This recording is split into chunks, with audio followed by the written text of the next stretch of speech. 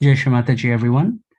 I wanted to welcome everyone to another beautiful Saturday collective evening. Uh, Once again, I'd like to extend an especially warm welcome to Shankar Bhaiya, Shankar Ramani from the Tri-State Collective, uh, who has been such a cornerstone of the US Collective for so many years and was instrumental in the founding and establishment of really the first concerted online meditation effort long before all the efforts during the COVID years have blossomed. So he's the original creator of the Sahaj Online platform, very successful instructor-led initiative here in the US for meditation for new seekers and for intermediate seekers. And we have the pleasure of having him here to share his deeper experiences in Saj Yoga.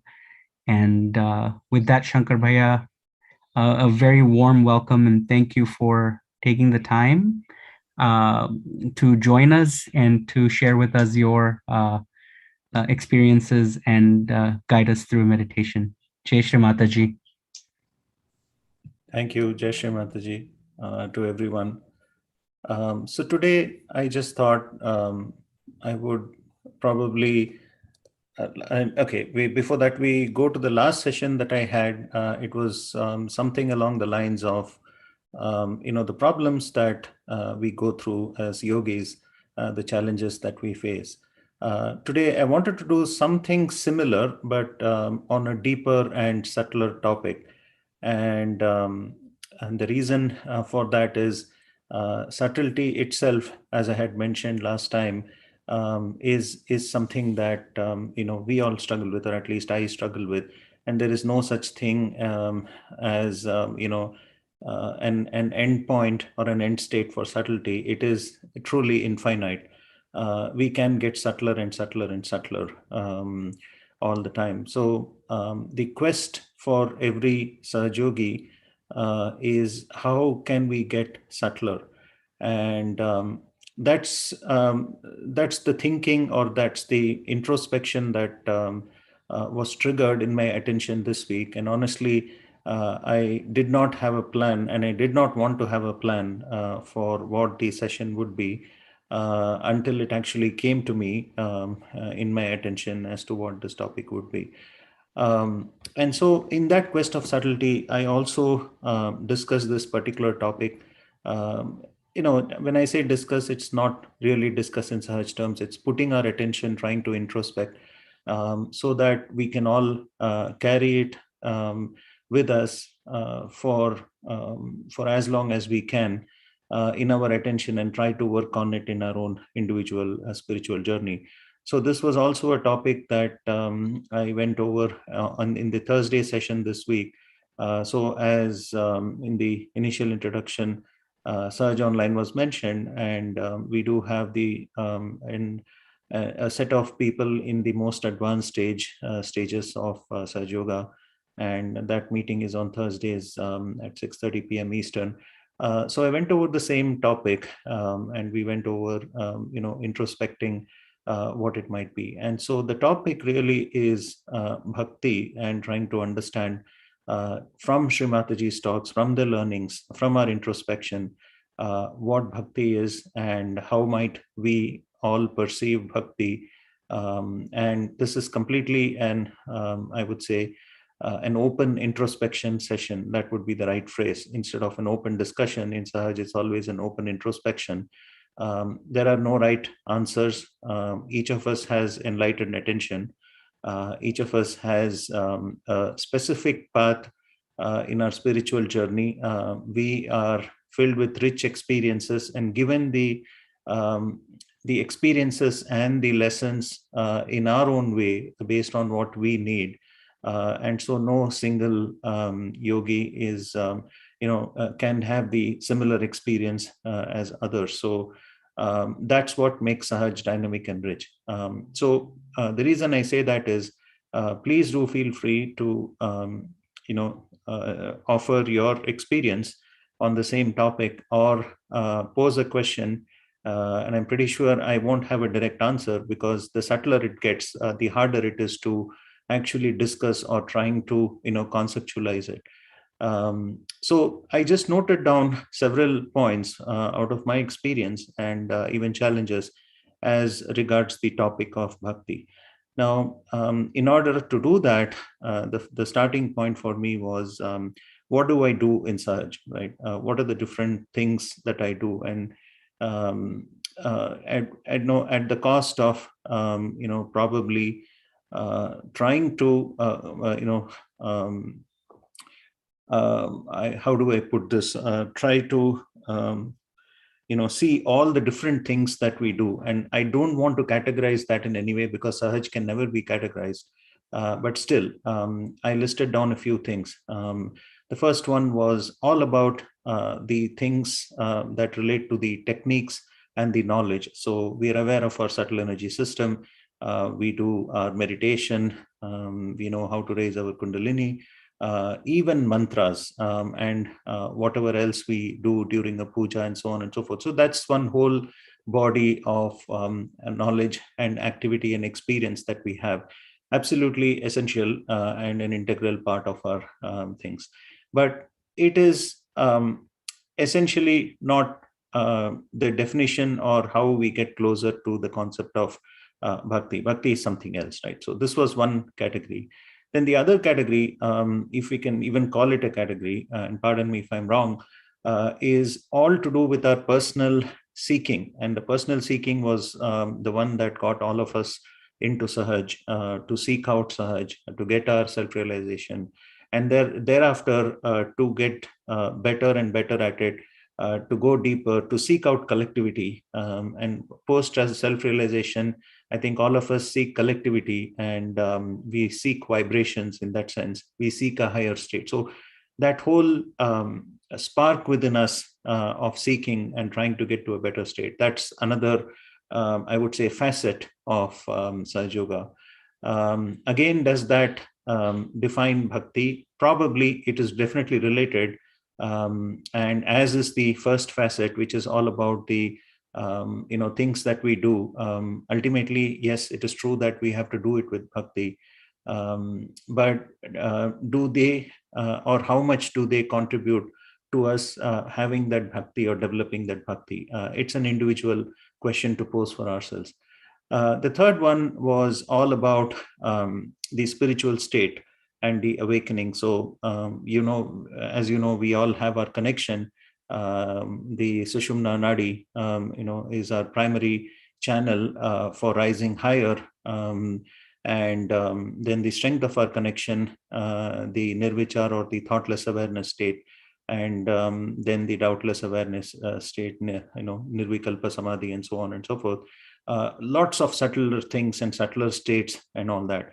And at that point, I think, I'm sure we all will agree that it gets more and more subtle and extremely difficult even to articulate. In fact, nobody can talk about it other than Shri Mataji, and we can possibly only experience those things.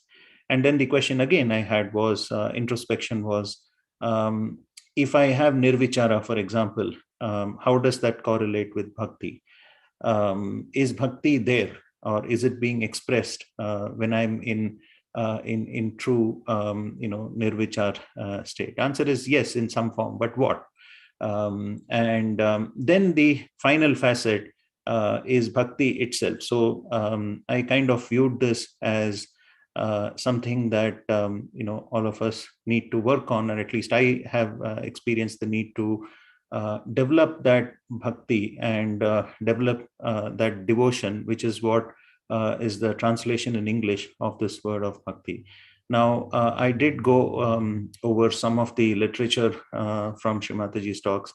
And today, of course, we'll be doing some meditation and then listening to a talk which does, in fact, mention bhakti to an extent.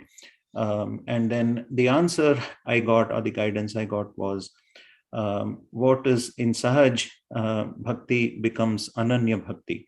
And so the difference, pre-realization to the normal word, is devotion, and certainly required and necessary, and it's good. devotion to the divine is an essential part. Maybe it's along with, that's what gives us the seeking eventually, or maybe it doesn't, I don't know. But then when it comes to Sahaj, the phrase Ananya Bhakti is what Srimataji talks about. And Ananya means, we are completely one with her, or the divine, or the goddess itself. And so it is not just when we offer something to Sri Mataji, it is not just the offering alone, which is, of course, completely important. But are we really one with her? And that's what pleases her. And when we have that Ananya Bhakti, then that's what truly is the form of bhakti that Saj Yogis must have. And she gives examples also, the example of Lord Rama and then Sabari, in the forest, who was a lady who picked out the berries for Lord Rama to have, and she ensured by tasting them that they were sweet, so that they were worthy enough of being presented to Sri Rama. And she often narrates that incident as an indication of the true bhakti of a devotee, the extent to which she would go in total commitment and absolute terms to ensure that the divine is pleased and happy. So those are examples of what bhakti is. So I think that's kind of the some of the pointers of bhakti. And so I thought it's important for us to introspect. Where do we stand? Do we have the bhakti? I'm sure the answer is cannot be a yes or no, but it's only one of degree, and the degree varies for each one of us. So we do a number of things. As I said, we do speak about, we do knowledge, we do seeking, we do the so many things, offerings, we do techniques and all of that, and then we focus on states and all of that. But to me, I think that the focus on the bhakti is equally important, and it sort of needs unique attention by itself. So the next thing I noted down was, what are the problems that I face and we face and generally the world faces vis-a-vis exactly as we relate it to bhakti, the concept of the bhakti. And I think that one answer that came to me was, bhakti has to be 100% or even 200% from the heart. So when we exist as human beings, we have our attention, we do have our brain, and especially in this country, the land of the Virata, the brain is typically strong, which is a good thing, of course. And then we have our heart, we have our attention, but we also have, unfortunately, the ego, and then our conditionings, and a lot of analysis that happens. And then, of course, we have the mythical mind. So it is my experience that at any given point in time, even as a subtler being, we are subject to the push and pull of all of these different things. We have something that we feel from the heart. And I think that that feeling itself is a level, from a spiritual standpoint, is definitely a level or a layer above emotions. So we can feel emotions, but I think emotion is still the Ida Nadi. And the bhakti and nirvichar and so on are at the higher level of consciousness altogether. And that is important. So the heart is something that is most important, according to me. And Srimataji always has said that the self-realization and becoming the spirit coming into our attention, everything starts from the heart, and everything has to be done from the heart. But because we are subject to these forces, or you could say the influence of all of these, how much is our heart active, or how much we do things purely from the heart is something that probably varies. And therefore, coming back to the topic of bhakti, I think one thing is clear, that bhakti is something that has to be purely 100%. The heart has to be open. And so the problems in the West, especially, are because the brain is stronger and has a strong influence, the ego, as we know, and all of those problems. That is an obstacle to the expression of true bhakti, which is that Ananya Bhakti, where we are truly one with her and we have that devotion, towards the goddess. And the second thing that came to me was unconditional surrender is becoming more and more difficult, because in naturally, and in this generation and the future generations, we are always taught to analyze something and not accept anything just for the sake of it. And unfortunately, bhakti as a concept, and this Ananya Bhakti is absolute, or it is, there can be no two, there can be no degrees of it. It is absolute, right? So we have the bhakti and that's it. No questions, nothing, no analysis, nothing. Our heart is completely open. And to directly get to that point, or even that expression, therefore, is more difficult, which is kind of similar to the thing I said about, our hearts have to be 100% open and everything else has to be shut down, so to speak. And that is kind of counterintuitive to the way the world is heading today and the way the new generations, and even we, if I look at myself, I was a much simpler person, probably a more open heart, maybe 25 years ago. When I was in my college days, I didn't have a lot to think about and I was more humble. I was more surrendered. Today, am I as surrendered and humble? I don't think so. There has been a lot of influence of the kind of lifestyle we all lead, and the way I have been leading my life as well, right? So it's almost like there is a continuous, obstacle and opposing force towards this Ananya Bhakti that is there. So that's another problem. And the third problem, of course, is that I would say there is a part A and part B of the third problem, which is the definition of love. Of course, for Saj Yogis, it's not a problem. We understand the difference between a romantic love and which the world sees, and the true love that we have. So that is not a problem, though for the external world, that is a problem. But even otherwise, I have heard from a lot of yogis that the feeling of love, the true love, is something that they didn't get or they couldn't experience, either being in the West or the culture, that they were used to. And it's kind of, again, mixed or correlating to the heart. And so to feel that true love in the heart has to open out more and more. And the open heart is the one that produces the bhakti. So because of that, there are some struggles. Personally, though, the cultural upbringing for me was a little bit different. And I also had some advantage in that I was continuously trained to express bhakti in the right way through artistic expression.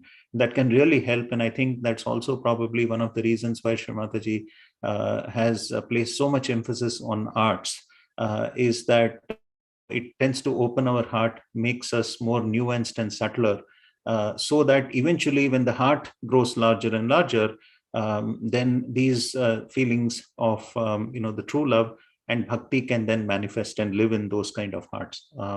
So I think that those are the problems. So when I looked at it, what could be the problems that I'm facing and we all face in this world, for people developing this bhakti?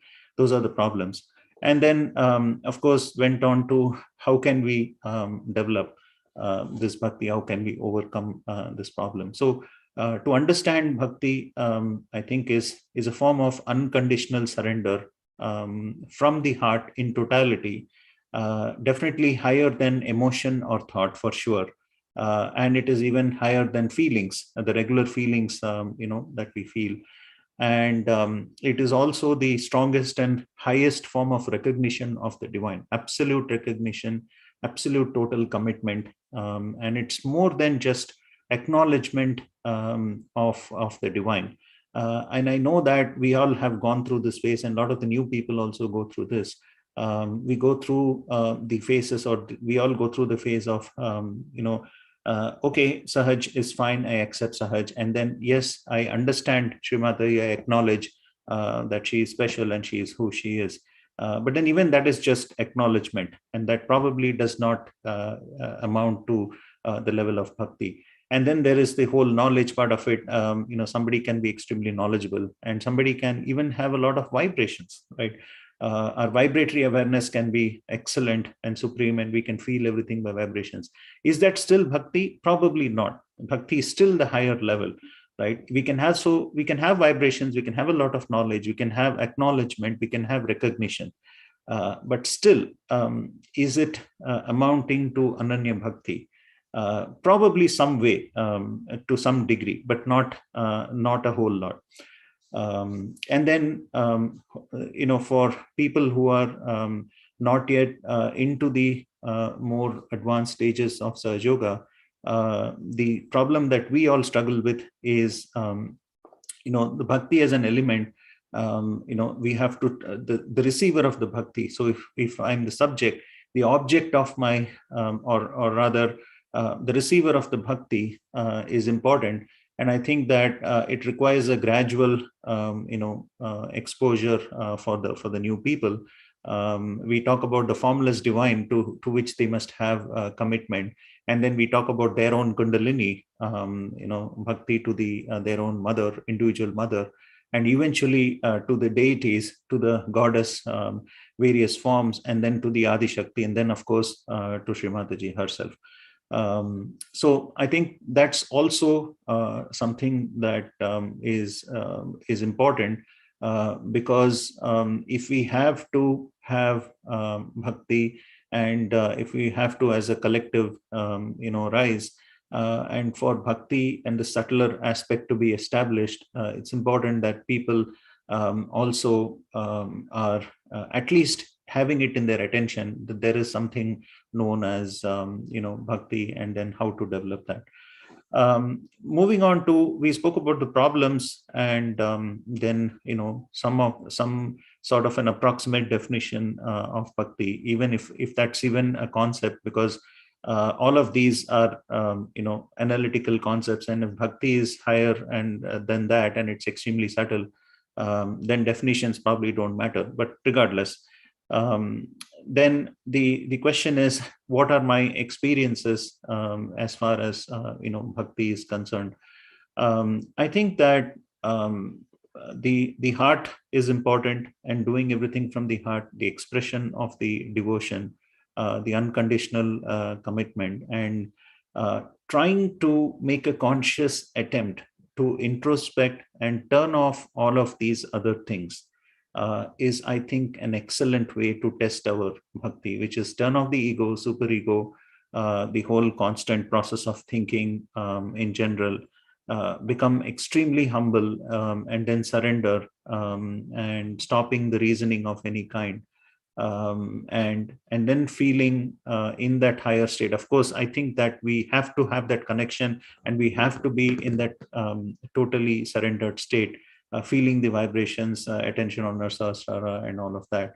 But of course, bhakti can also extend beyond meditation. That's also the concept, right? It is not just about a point in time experience, but it is more of a lifetime kind of becoming one with the divine itself. So those are some of the ways in which we can get closer or imbibe some bhakti.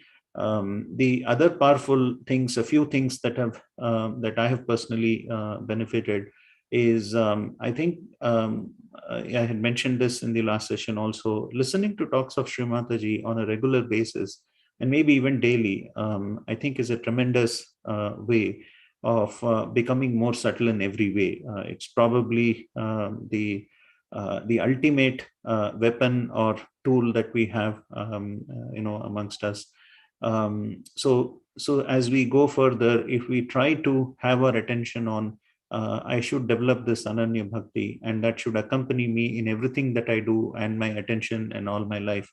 Then, if you listen to Sri Mataji's talks, then we get plenty of pointers and plenty of intuitions and so on. The second thing I think is surrendering to Bhumi Devi or Bhumi Mata, trying to keep that up and do it for a as frequent as possible, and simultaneously, as we know, it clears the Muladhara and the Agya, trying to keep those two important chakras clear along with the left channel as we do this meditation, on Mother Earth. The Muladhara and the left channel leading to Agya, I think, is a powerful combination for us to start expressing, feeling that bhakti. The other one that's helped is, I alluded to it earlier, is how uncomplicated our lives are. I think that even without us realizing, we are constantly being almost automatically being pushed to a life of higher and higher and higher complexity, or more. Things are incredibly, you could say, difficult. Too many more things to manage, and many more challenges coming. So trying to uncomplicate our lives and helps us focus more on the bhakti aspect. And at least that's what I feel, is an important thing. And then, of course, the test on the heart, the introspection on how much compassion we can feel towards everyone, and how much compassion we can feel towards people whom we cannot easily like, the people who are not likable, and do we really feel the compassion? That's a good test of the strength of our heart.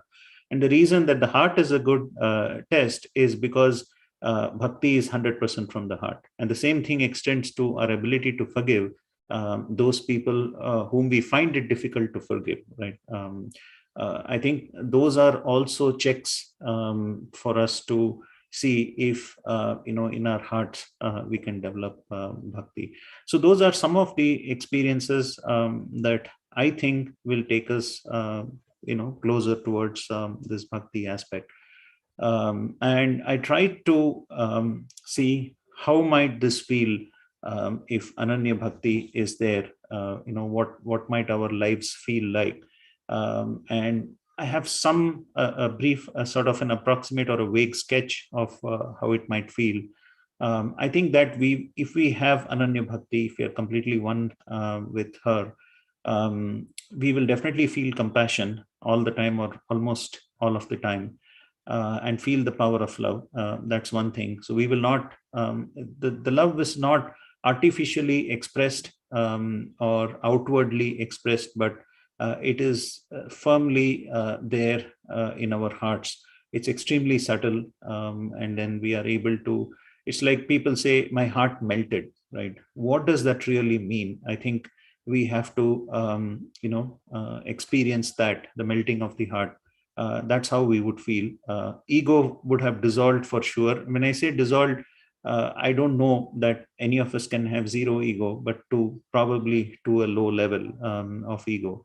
And I think that when we have Ananya Bhakti, we should also be in total acceptance of this world, our situation, regardless of whatever problems we have, and everyone around us and the people in it. And we feel totally surrendered. So, in other words, if we are not feeling any of these, then it is probably an indication that we are we have some ways to go with feeling the bhakti. So it is more of trying to figure out if there is something, then probably that is an obstacle towards the bhakti, more than what exactly makes me feel that state of Ananya Bhakti.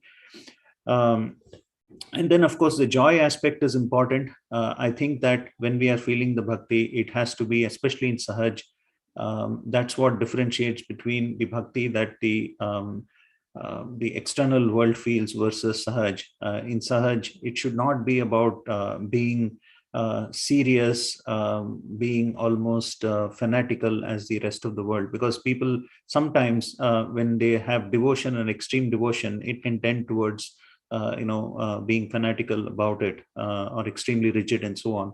I think that the joy aspect and the detachment aspect is also equally important when we feel the bhakti. And I think that ultimately the bhakti aspect strengthens our connection. The other important thing that it at least will achieve is our commitment to spirituality, our commitment to the divine. I think is will be much stronger when we have bhakti. And I think that we will also be feeling the blessings actually manifest in our lives. And what that means is, I've tried to introspect on this for quite a few years. So, in my experience, I think that when we say we have the blessings, it is not literally about the actual blessings or the actual rewards, or of what we have, but the way it feels, right?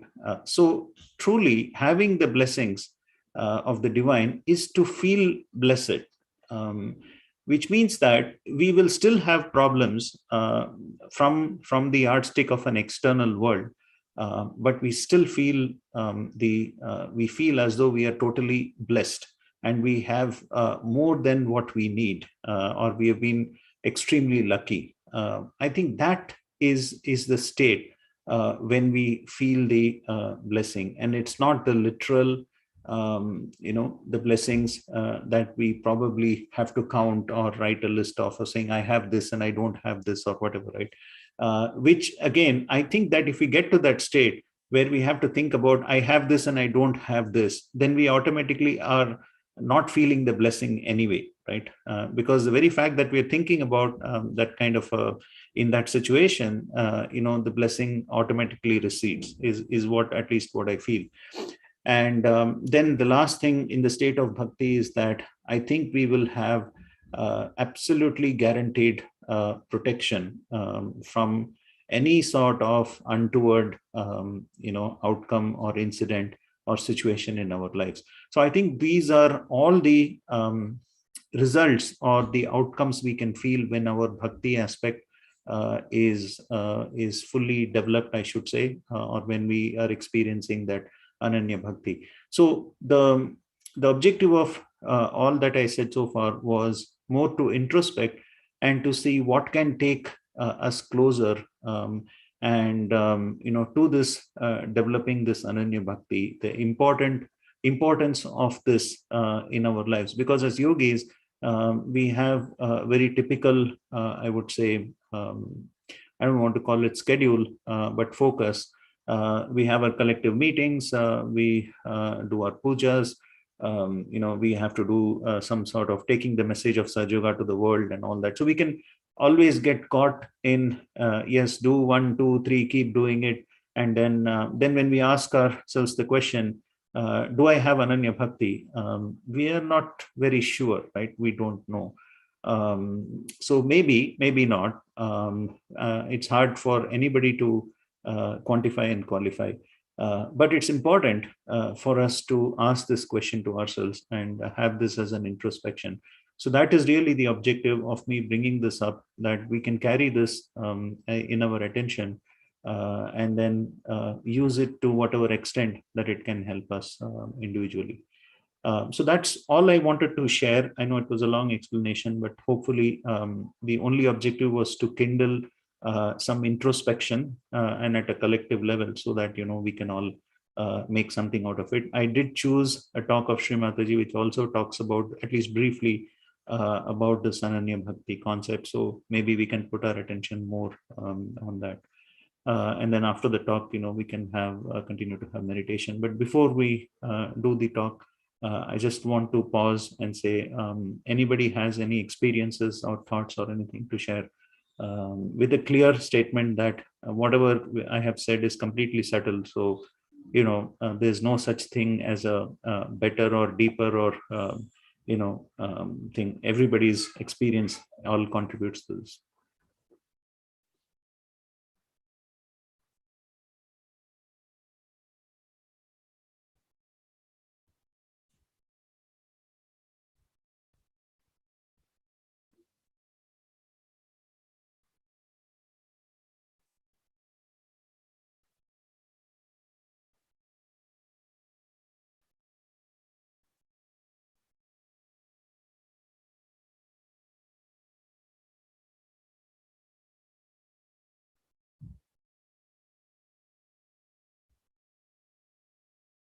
Okay, if nobody has anything to share, we can go to the talk of Sri Mataji.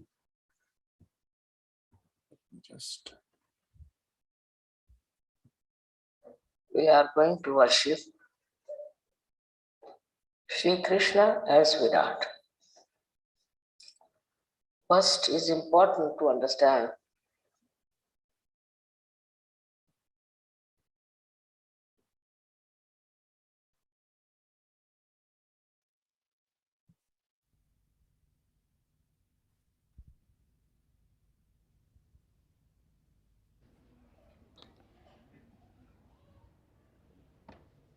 tonight we are going to worship Sri Krishna as Virat. First, is important to understand the incarnation of Sri Krishna.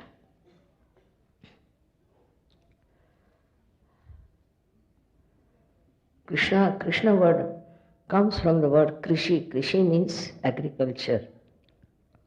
He has sown the seeds of spirituality.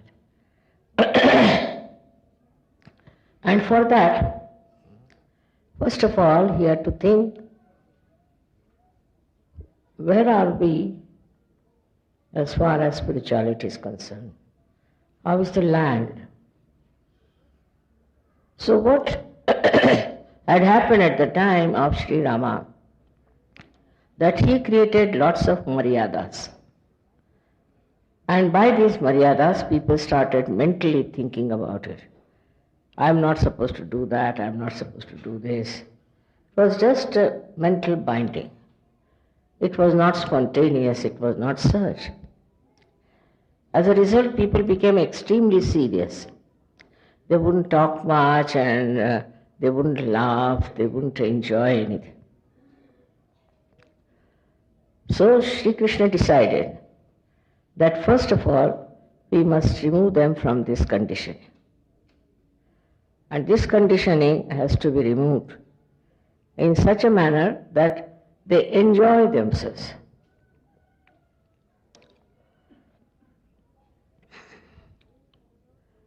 Then he found out there were 3 suggestions as far as achieving the goal was concerned. So first one, as he says, is to become a realized soul, sthita prajna, to go beyond all temptations, go beyond all ego, go beyond all kinds of conditioning, and to become a sthita prajna. Sthita prajna is where he doesn't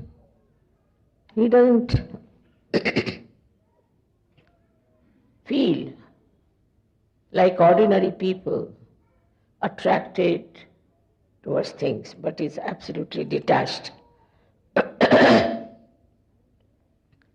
And this detached person doesn't take to any grievances, jealousies, all these things. That he told. But how to achieve it, he never told. And the second thing he described is that you must work, you have to work. After all, you have got all the human tendencies is to work. But the fruit of the work, you leave it at the lotus feet of God, or you may call the divine power. This is another trick of his, because he realized how human beings were twisted and how they had an ego. If you tell them something, how they'll misinterpret it. So he took the other way around, that tell them something absurd. Now whatever work we do, your ego is intact, and with that ego, you can never give it up at the lotus feet of the divine. Then impossible. So he made an impossible situation that after some time people will realize that this cannot be done and they'll give up this idea of leaving everything at the lotus feet of the divine. This was the one how he prepared the land. Second thing he said, Pushpam phalam toyam.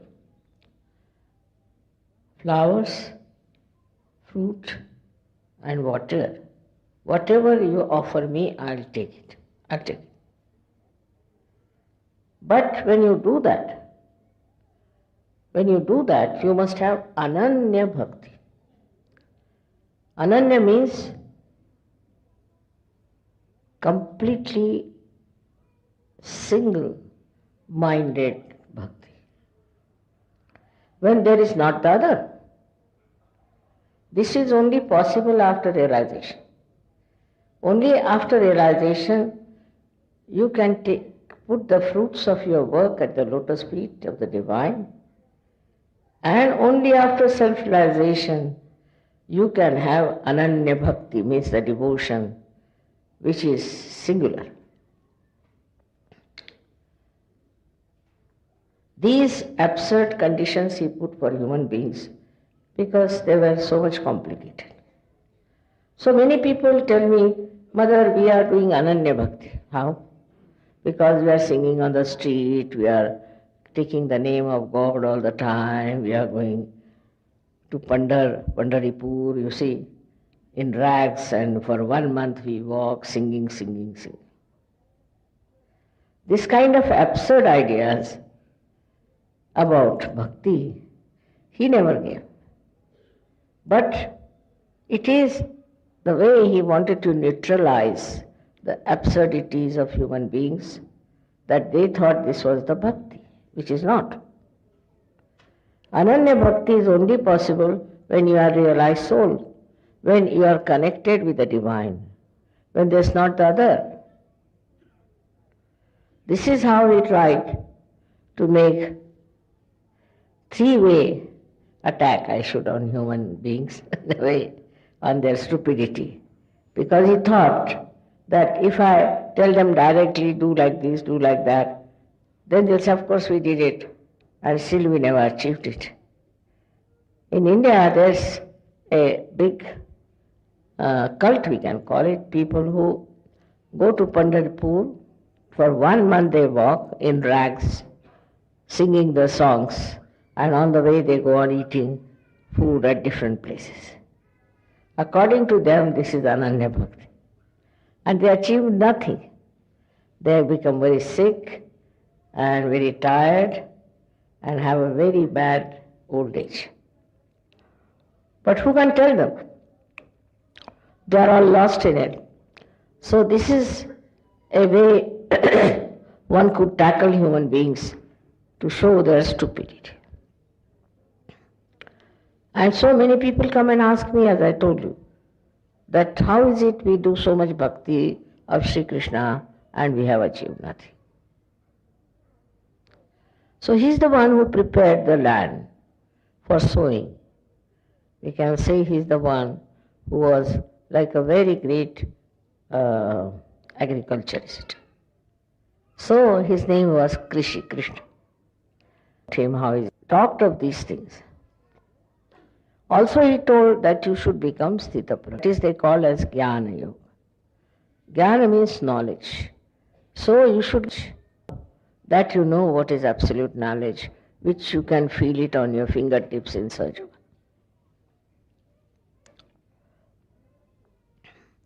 Another thing is, his speciality was to create discretion in people.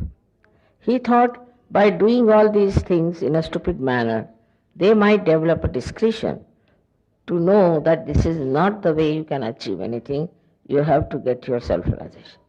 Discretion was very important.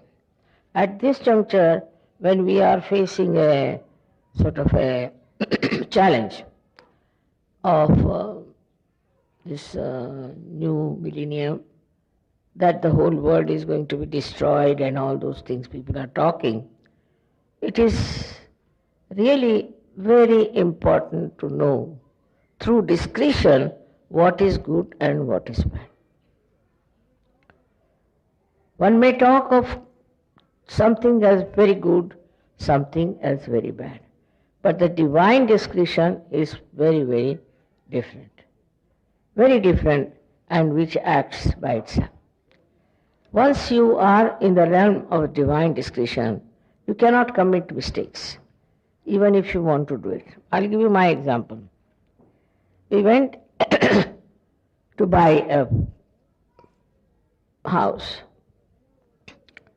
And the fellow was, you see, like a beggar. He came, he said, we have nothing, we have no food, they have taken away all our things, and we are just absolutely starving.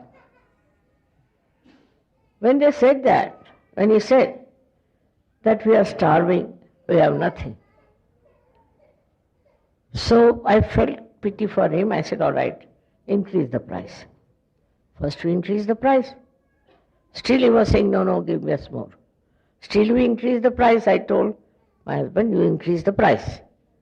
Though reluctantly, he increased the price. Third time again we increased the price. Then he said, no, we'll have something more than that, a little more. Immediately, you see, this discretion worked. And I said, these are hypocrites. I just left them and sat in the car. At the right moment, that was not such a good proposition or anything, but I could see I am buying it out of my pity, we may call it compassion. But above the compassion was this discretion, which said, nothing doing, you better get out of it. So this divine discretion is a very, very important thing which we should see how it works and should be satisfied with. Not to feel bad that you have missed a chance or anything, but you must feel very happy that this thing has happened and that your divine discretion has taken on. So sometimes it appears that in that divine discretion you may do something wrong, you have done something wrong. But if it is divine, ultimately it will turn out to be very good. I gave you a very basic example, but that is also very true when you practice surgery.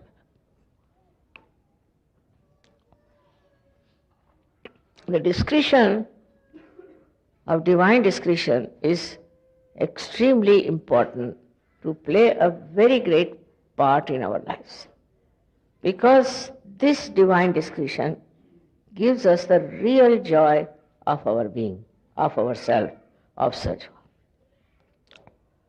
So the third point was for him to make people joyous and happy. But with all these maryadas of Sri Rama, he didn't know how to do it. So, to give people joy, he said, all right, let us dance, let us sing, let us play holi, all sorts of things.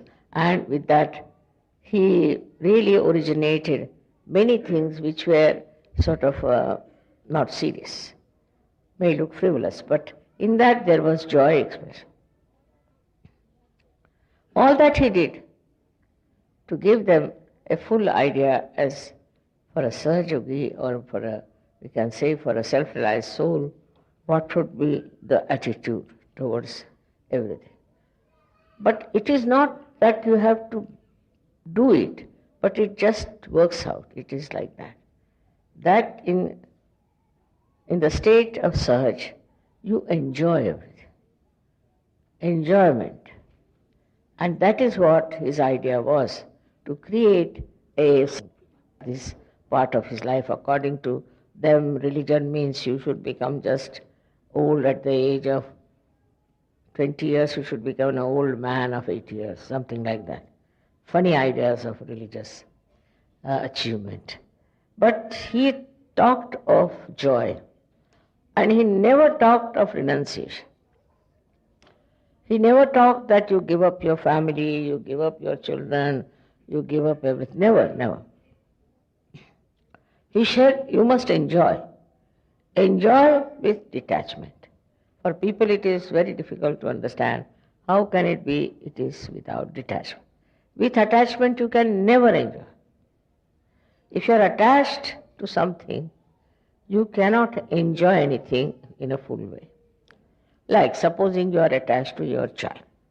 Very simple thing, you are attached to your child. If you are attached to your child, then you will be bothered about things which should not be there, which will not give joy to the child either. You will not allow your child, say, to go out or to talk to people, whatever it is, all kinds of restrictions. But if you have really the divine discretion, then you will know with whom he should talk, where he should go, what he should enjoy, and you will see that he enjoys life. Any attachment with anything doesn't give you the full view of that person, of that thing. If you are detached, then you can see it, say, from above him, above the thing. If you are detached, you become thoughtlessly aware also. As I said, now see, carpets are there. They are very, very beautiful carpets. Now, if they are here, if they are mine, I'll be worried. I'll be all the time worried because I'm attached that these carpets should not be spoiled, something will go wrong. But if I'm not attached, I look at those carpets, and what do I see? The joy that is put in by the artist who has made them. And that joy really tries to reflect in me also. That joy comes in me. So to have anything, attachment to anything, there will be joy, I should say, there will be happiness, but not joy. Because joy is single. And happiness is double, happiness and unhappiness. So even if I try to enjoy something, I'll think, oh, still there, this point is there. But joy is all-pervading. It has no boundaries. And you just get dissolved in the ocean of joy. That was what Sri Krishna's idea was, that to cut out these maryadas. Nowadays we see the maryadas of so many things are really useless. For example, you have discovered the maryadas of religion. See, when they live in maryadas, then what happens? They sort of coagulate, or they have all kinds of germination inside, like the pond which is absolutely bound. It is not flowing like river. So like that, you see, it becomes a kind of a closed mind with these maryadas. And when you have these maryadas, you start thinking whether I should do it or not, whether I'll enjoy it or not. With these maryadas only, you kill the joy. Now we have other maryadas about, say, we have country, as I told you, about the religion. Now many people who would love to come to Sahaja, but because they have maryadas of silly things of their religion, they cannot come. They think this is our religion, while they don't understand. Falsehood becomes the maryadas, and they don't understand that what is the maryada actually made by the religion also. You see now in Islam what is happening. With these maryadas, they want to have another country, this thing, that thing. In other Christian religion also same thing happening. Also in Hindu religion. All these maryadas are really stagnating them completely, and they are getting crushed into it. There's no discretion, because they have said it, they do it. They are so much blindfolded about it that they cannot see what is right and what is wrong. But after such you can see, you can laugh at them and you can see. Then we have social maryadas. Social maryadas are there, which are sometimes when abandoned can become very horrid also. Like in the West now, the women think that the less dress they wear, the more beautiful they are. This is a new thing they have started. Now this is absurd. If you see the description behind, it's very simple, that we have been animals and now we don't want to have any clothes because we were animals. It's an animal heritage that's why so many women do not want to wear full dresses. It's just animal behavior. So the maryada of good maryadas also people can give up, saying that we don't want any maryadas, we are free, we can do whatever we like. But in that freedom, what do you achieve? Your animal instinct works in that freedom and you think you are a very free personality. Then we have maryadas of our country. God has not made different countries at all. Nor it is true there are different countries, but variety is there. Variety of people, variety of places is there. These varieties must be accepted as something very artistic. And one should not get ruined and confused with those ideas that we are Americans, we are Indians, we are this and we are that. You are not. Now you can know after Sahaja Yoga that you are all Sahaja Yogis. And you don't belong to any country as such. The country may belong to you, but you don't belong to the country.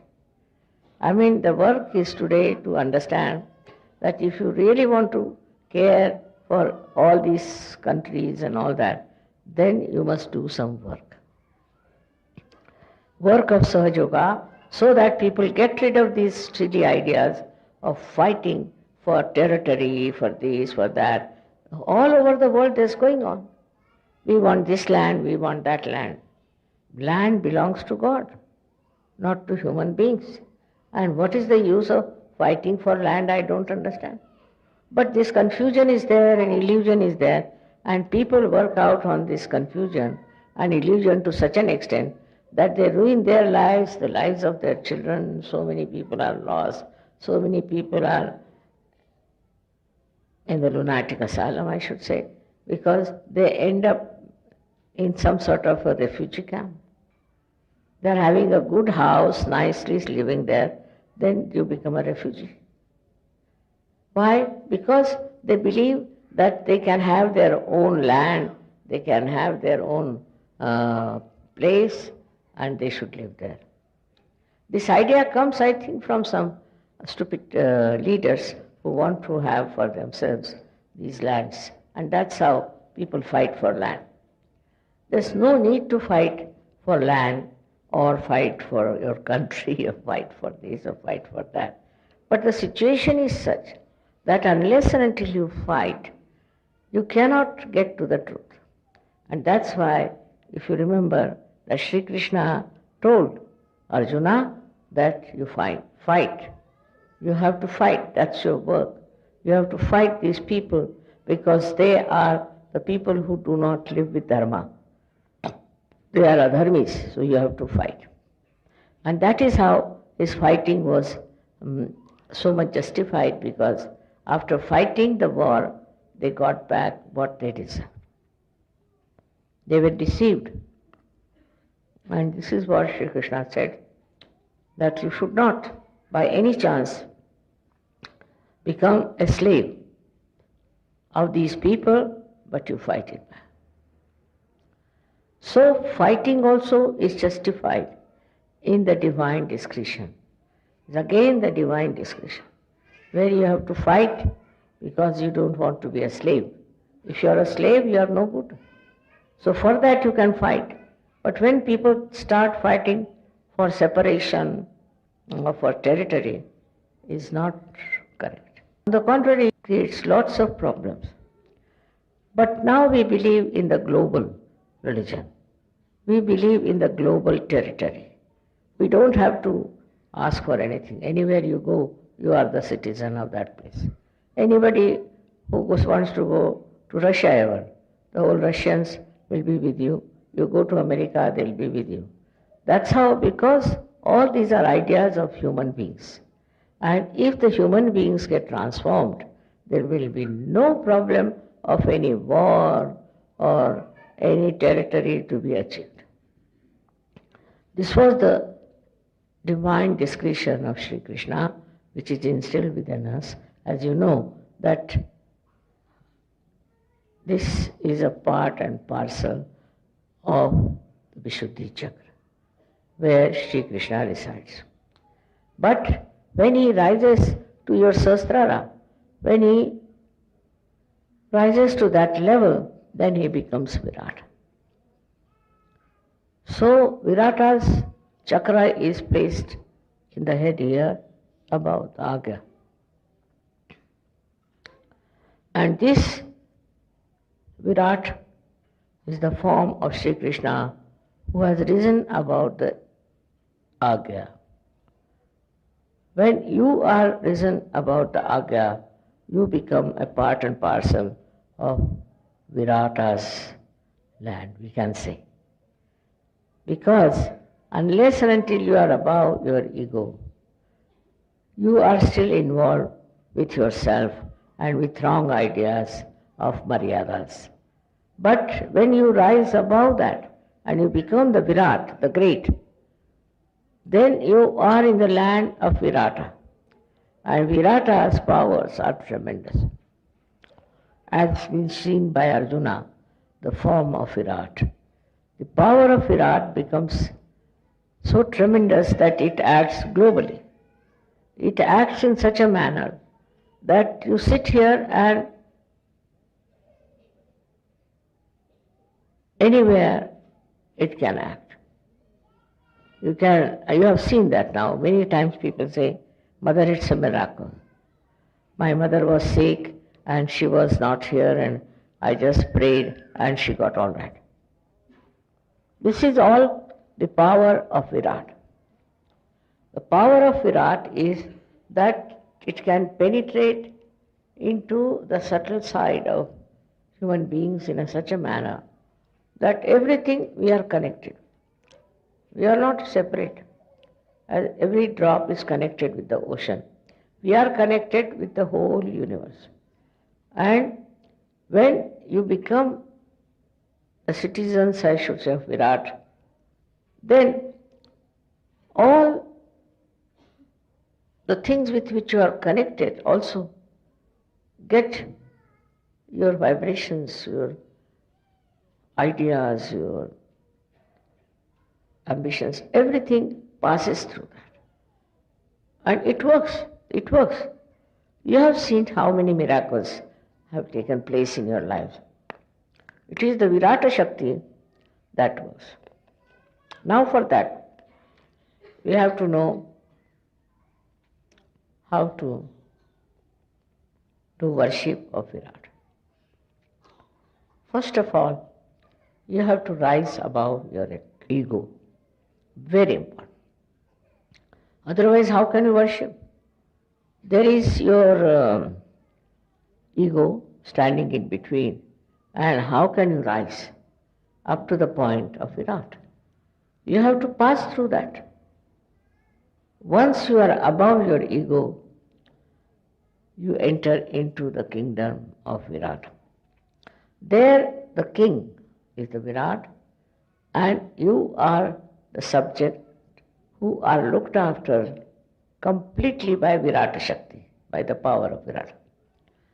But at that stage you become really a universal personality in a way, because whatever are problems universally. Now not necessarily that they should be attached to you or connected to you. Supposing a person is of that level, now there may be a war in some other country. It can stop. Somebody who is being oppressed can win over. Anywhere your compassion moves, it works out. Whenever your attention will go, it will work out. And sometimes as you have crossed that state of your ego and have gone into the state of Virat, which is a very important thing to do, is to enter into the area of Virat. Then you don't think this is your country, this belongs to you, that belongs to you. This belonging business finishes up. Then you belong to Virat. And he uses you for his own purpose, in the sense that when your whole thinking is different, becomes global thinking, then he acts. And then his powers are manifold. And Krishna's power is that he uses a conch to call people. I have given conches to all the leaders. So we have to now announce and call people. But at the level of Virat, you don't have to do all that. At the level of Virat, it just people see, they'll know. Just they will watch you and they will know. Just they'll think you are human beings and you are so sweet, so good, just like gems shining all the time. So they'll be impressed. This comes through the Virata's blessing.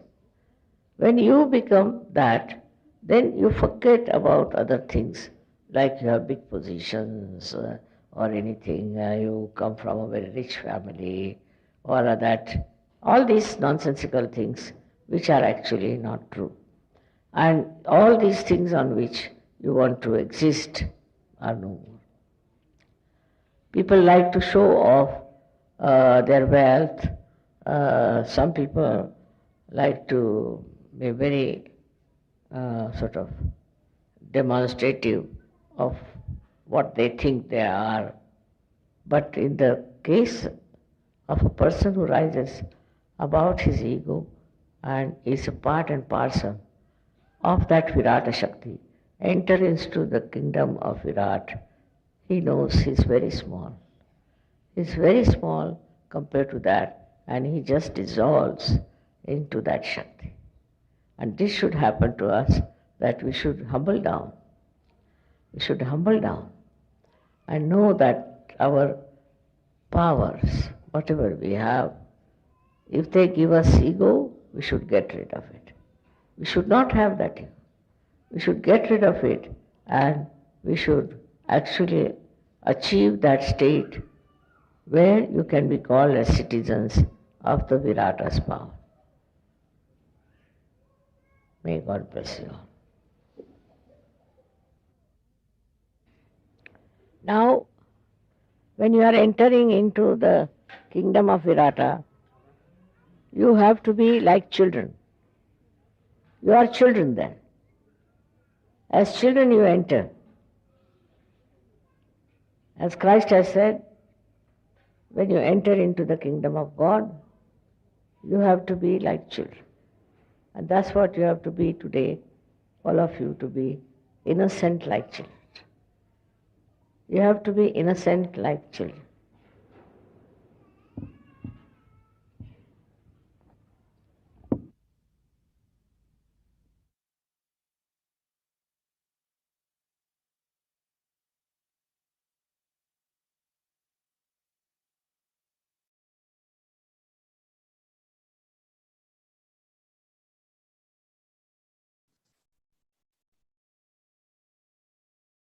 Let's all now take our attention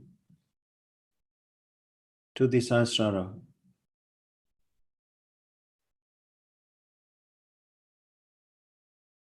Shri Mataji,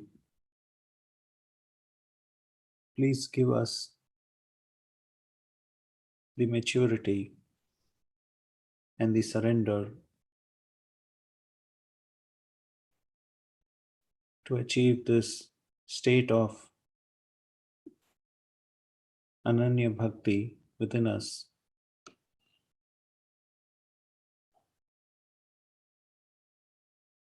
And to rise into the Virata.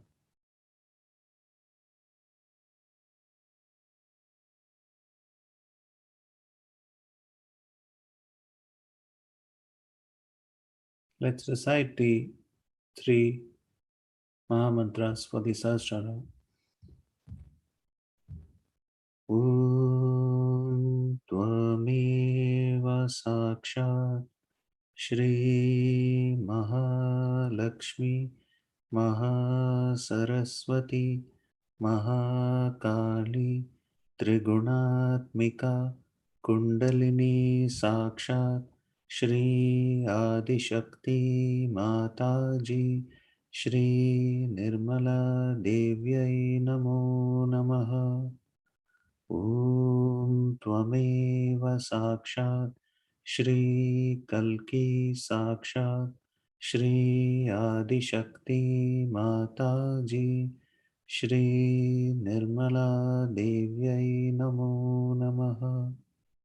ॐ त्वमेव साक्षात् श्री कल्की साक्षात् श्री सहस्रार स्वामिनी मोक्षप्रदायिनी माता जी श्री निर्मला देव्यै नमो नमः।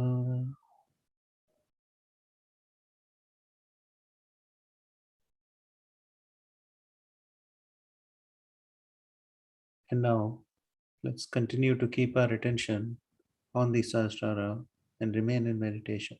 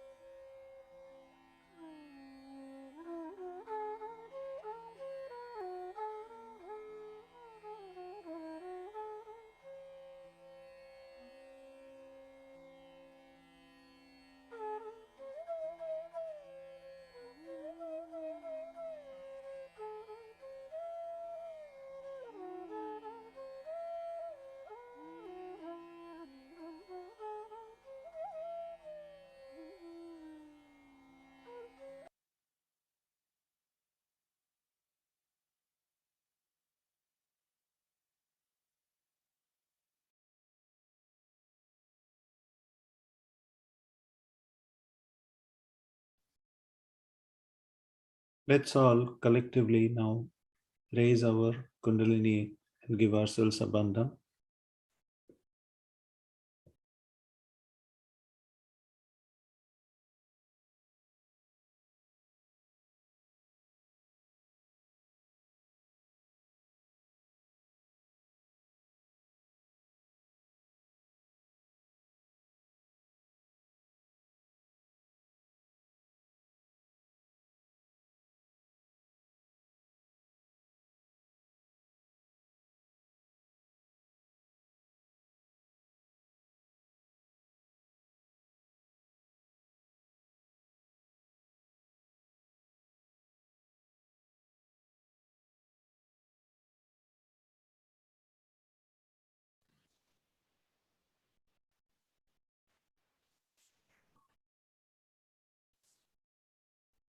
So that was today's session, and I hope it did spur some introspection within us, and that was the goal, and hopefully you enjoyed the meditation as well.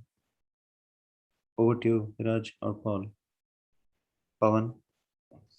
Hi, Bhaiya. Thank you so much. This is Viraj. Again, expressing our gratitude on behalf of the collective. It's definitely given us a lot to introspect on, especially on how to really deepen that sense of bhakti. And I'm just personally reminded of that one talk where Sri Mataji says that, Saj Yoga is just one of my aspects. And you really have to recognize me, and your ultimate connection is to me. And it just brought that home a little more today. And I really appreciate you taking the time and giving us this really wonderful experience. So thank you so much. Yep. Thank you. Okay. Jai Shri Mataji. Jai Shri Mataji. Thank you, Jai Shri Mataji. Jai Shri Mataji, thank you so much. You're welcome. Thank you. This is Rakhi. We also enjoyed your other recording that you had shared with us some time ago. And, that point about just making maybe a small commitment like that. We'll hear a talk every day, something to center us. So I'm trying it with some of my friends. So thank you. Sure.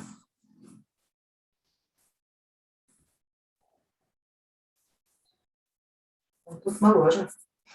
Нет, картинки. Нет, фотографии. Okay, with that, we will conclude the session for today. Jai Shri Mataji, everyone. Jai Shri Mataji. Jai Shri Mataji. Yes,